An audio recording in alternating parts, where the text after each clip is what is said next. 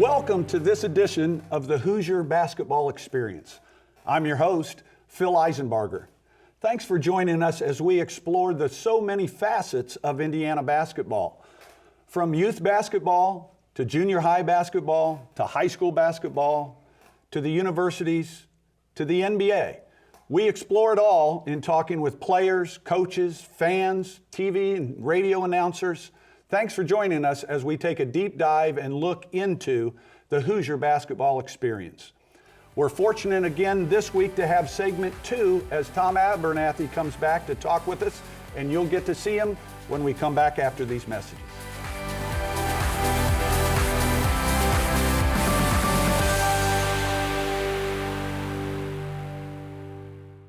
The Hoosier Basketball Trivia Question, sponsored by Christy, Farrell, Lee, and Bell. Serious injury isn't what we do, it's all we do. Today's question, what team won the first IHSAA State Basketball Championship in 1911? The answer after the break. Now our trivia question answered, sponsored by Christy, Farrell, Lee, and Bell. Serious injury isn't what we do, it's all we do. Today's question, what team won the first IHSAA State Basketball Championship in 1911? The answer, Crawfordsville.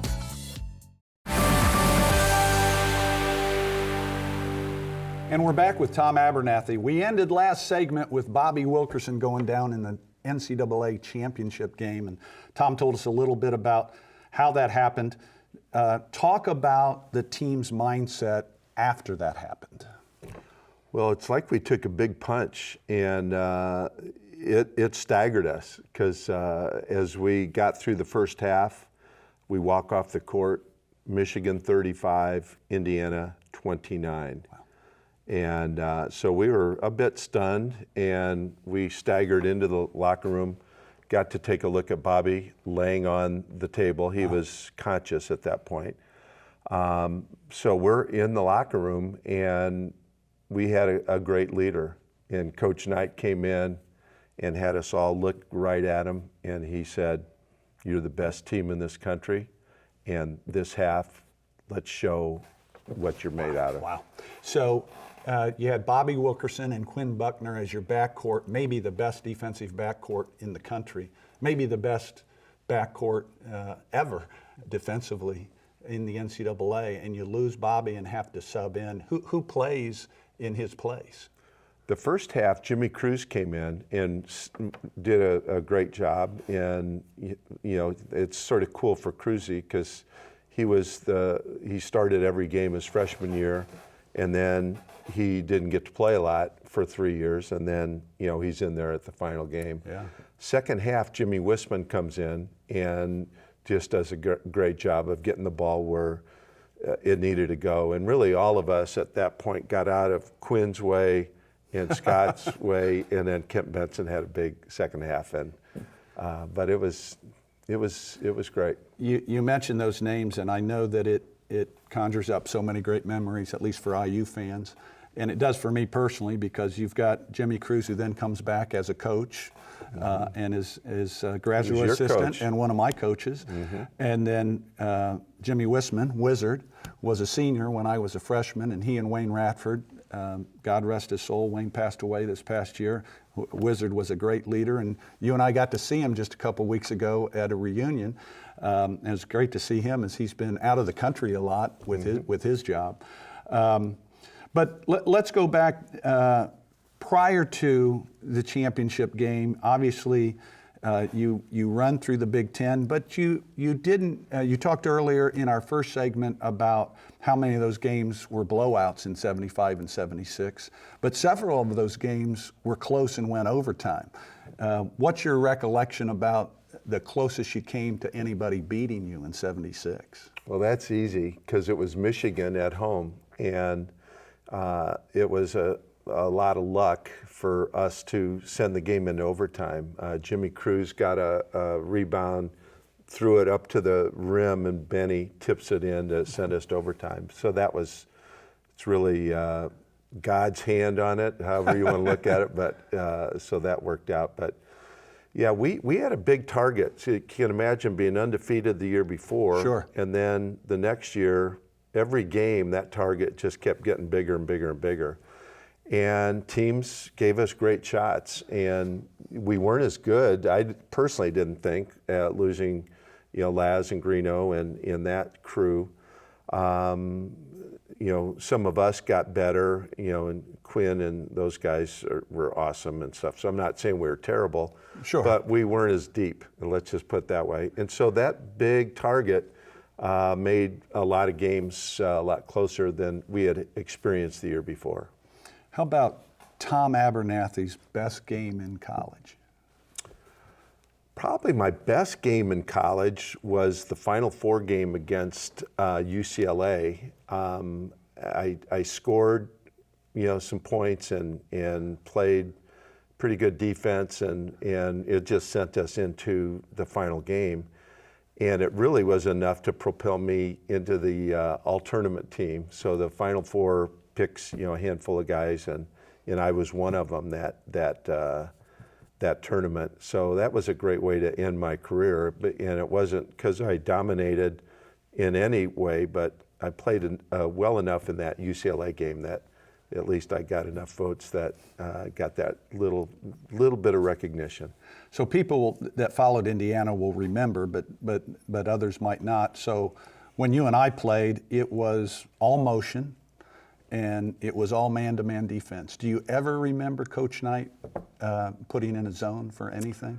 I honestly don't remember it. don't. He could have, Yeah. but I really don't. Yeah. He revolutionized college basketball really with his defensive toughness and the way our teams played, and a lot of teams copied it from there. And if teams would go back, I think, to motion today, it would work again, right? Everybody runs a high ball screen or runs a horn set, sets people in the corner, and you get people standing where coach, you had to be moving and you had to be 15 feet apart from each other for that offense to work. So here's the key. I had mentioned earlier, it takes a while to learn that. Yeah. And it took us a year and a half.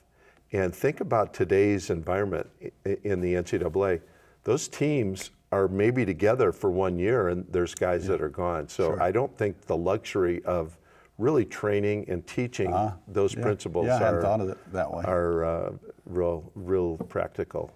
So as the 76 year comes to an end and Indiana's undefeated, how many times have you sat in front of the television where a team has had an opportunity since then to go undefeated, and your thoughts and feelings about you hope it happens or you hope it doesn't happen, or how did those emotions work? Yeah, it's interesting. So it's evolved over the years. So when Larry Bird's team was undefeated and then they lost to Magic Johnson, Michigan State, I didn't even know they were undefeated. I was pretty busy in my NBA career to Sure. even think about it.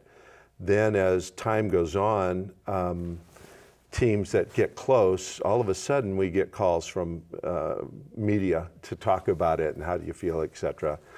And then I have kids of my own, and then they get old enough to sort of get in on the fun. And so now it's become sort of a family joke of, man, when's the last team going to lose, and act like we're celebrating, which we really don't as collectively as a group. And so for fun, I'm doing that. So Kentucky got really close, obviously several years ago, and Gonzaga, just got smacked by Baylor. And I honestly, Did you think the Zags were going to win? I thought they were. Yeah. They had so many great players. Yeah. But I tell you what, it was just night and day. Baylor was so good that game. And so they were, weren't they? That was one of the best was- college games I've ever seen. yeah, they were It was really good. ready, and they just never let up. So, and honestly, I was happy for Baylor, and I was happy that IU Sure. lived to be the one. When we talk about your time at IU, I always think back about my own time there. And as a freshman, I came in with a coach that understood some of what Coach Knight was trying to implement. So I understood the drills. And Coach Knight made me feel pretty good for the first couple weeks until he reminded me to look at the schedule. And he wanted me to answer the question, if I had looked at the schedule, did I see that there was Kentucky and Notre Dame and, for example, Delta, what wasn't on the schedule? Do you remember any of those kind of moments early on? Well, what I remember early on in my career was I was 5 for 7 up through my first Big Ten game. I was 5 air balls out of 7 shots. So I had scored 0 points all the way through until the Michigan game to start the Big Ten, and I get thrust into that game, and it's my breakout moment at IU, and I had 12 points in that game.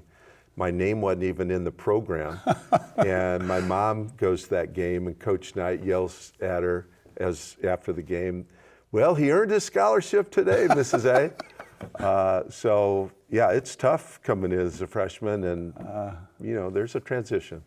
Well, not only did you earn your scholarship, as you mentioned, you went on to be an all-tournament team player on the greatest NCAA team of all time. That is so awesome, and it propelled you into the NBA. When we come back, we're going to talk about being drafted into the NBA and some of your experiences there, and we'll welcome you back right after these messages.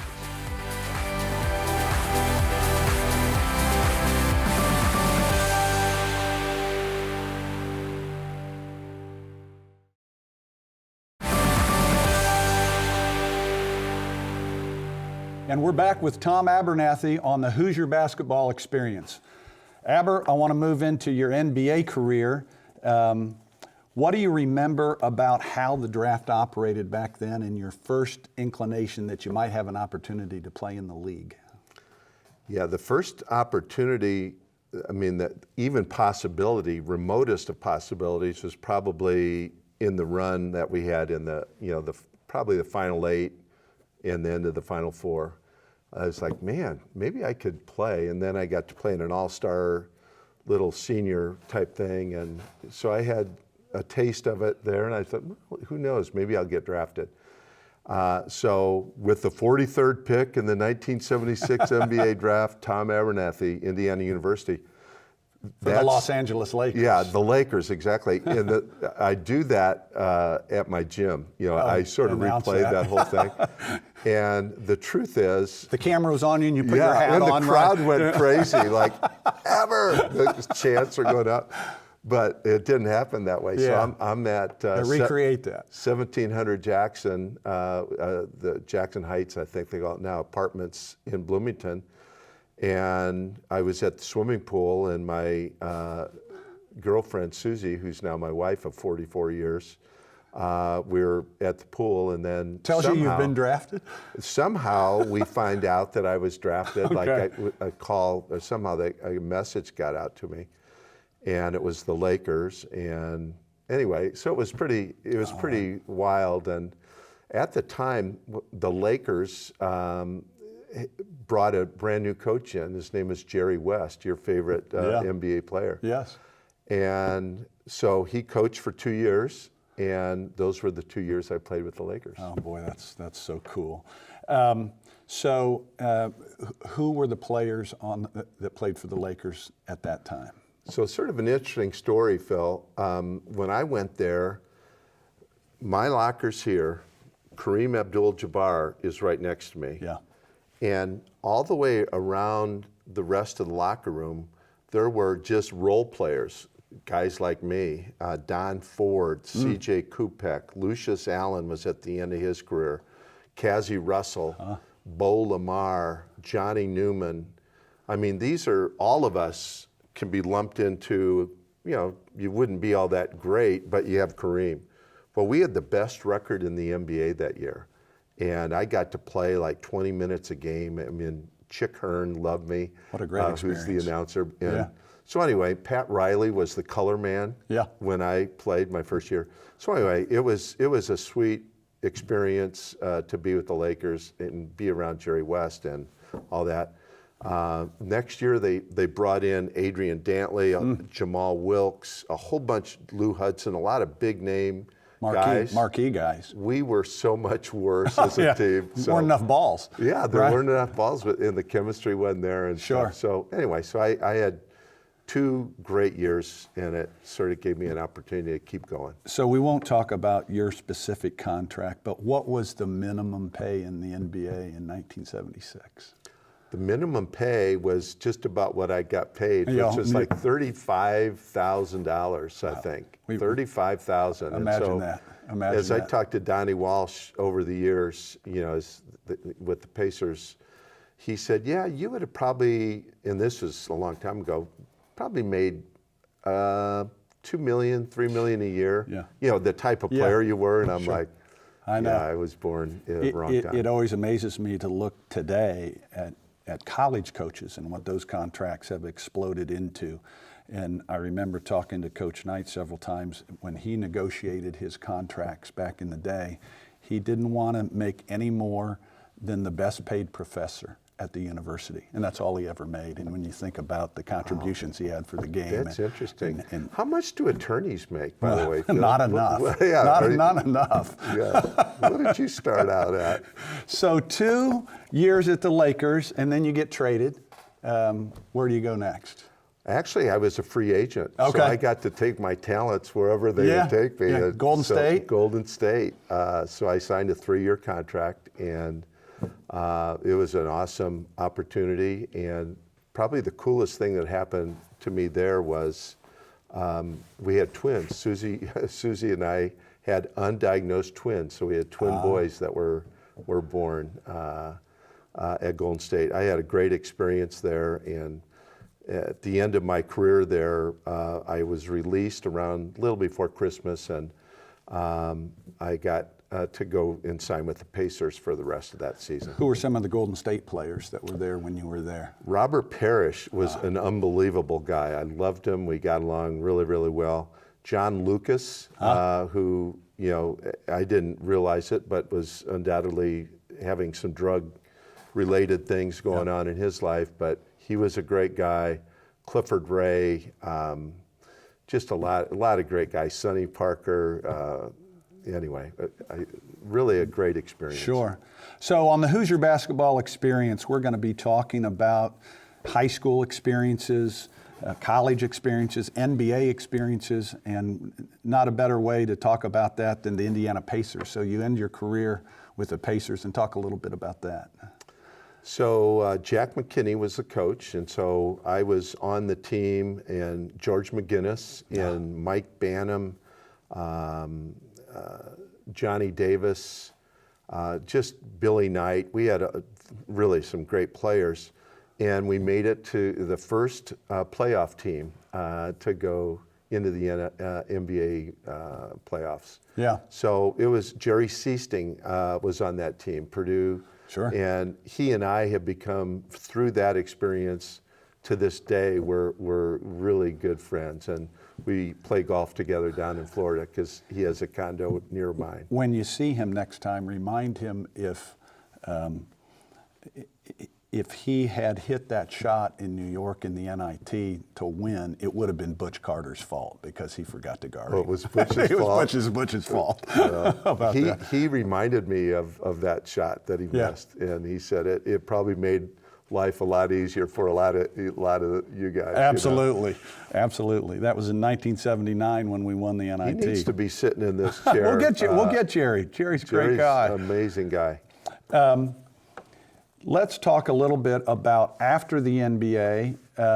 You still played some more basketball, and where was that? Went to Italy and played 2 years in Italy, and we had an unbelievable experience. We had the best record for an Italian team ever assembled, and it was awesome. So we were in Brescia, Italy, and our twins were 2 years old at the time. I was just going to ask you, how was it raising kids You know, over there and playing it wasn't as glamorous as it sounds. I mean, Susie, Yeah. I mean, it was a handful to have in a foreign country twins. And did that Italian league allow 2 imports per team, or what was the rule for that? Yeah, two non-Italians, and our team had a huge Italian center, so they brought Stan Pitcabbage, who was a point guard, and so he was, usually they'd bring 2 big tall Americans, but with Stan on the team, he could distribute the ball, and he turned me into, I was Michael Jordan over there. Yeah. I think I was the 2nd or 3rd leading scorer in Italy. Fun stuff. Because I had a guy who would just feed me like a little baby. And So I've put some numbers up. Did you make more in Italy or more in the NBA, dollar-wise? I actually made more in Italy because I had a tax advantage. Yeah. So the numbers were pretty similar to my Golden State salaries, but yeah, it was good. We were talking off camera a little bit about the Indiana All-Star Game and how, at least in the old days, they used to raise money for the Blind Fund. And I know that's near to your heart because you had an eye problem that arose when you were in Italy. Talk about that a little bit. It actually ended my career, so I had a lot of success over there and could have propelled it into a lot longer career potentially. But again, I look back at it as a Christian now that God was directing my steps. And even though I thought I was directing everything, and in my eye situation, I had conjunctivitis, which is pink eye, and they wanted to shoot a needle in my eye. And I said, man, do you have plan B? And they gave me eye drops, and I administered them over 2 times a day or whatever. And it wore away the cover of my cornea, the epithelium, they call it. And so I couldn't see the scoreboard. I saw the lights, but so anyway, that was God's way of redirecting me. And so there's a lot of things I've looked at that I've seen God's hand in my life. And really all the accomplishments, basketball and all these things that we've talked about today, there's nothing greater than my relationship with the Lord. And that's really what I would talk for another segment about for forever, because that's really what's important to me at this point in my life. Tommy, thanks so much for being here.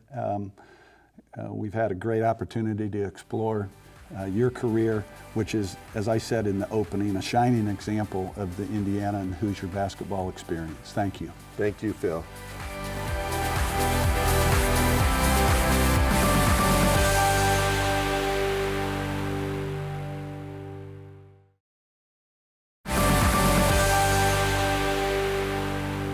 Welcome back. Tommy, I am so excited that you've been here. I'm even more excited that Mike Woodson has taken the head coaching job at Indiana. Your thoughts about that? I'm just as excited. Woody's a great guy. There's so much enthusiasm amongst us and amongst Hoosier Nation. So I'm looking forward to it. I know you are. It's going to be awesome. It'll be great. Well, thank you for joining us on the Hoosier Basketball Experience. We'll look forward to seeing you again next week and the following weeks before the WHMB Game of the Week. Thanks for joining us, and see you next time.